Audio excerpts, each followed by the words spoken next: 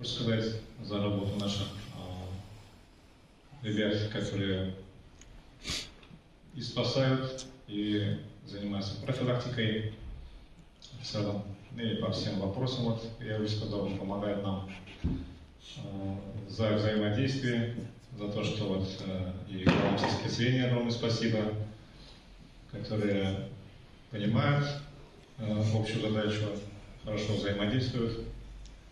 Надеюсь, что в дальнейшем тоже работа эта будет продолжена.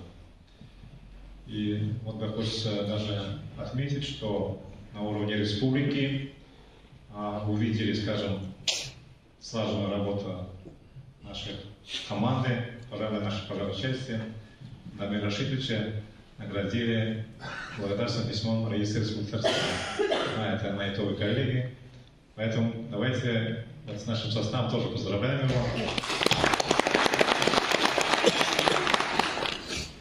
Это, скажем, оценка не только его работы, а надо сказать, что работы всей вашей команды.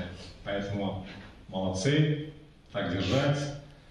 Ну, конечно, все зависит от командира.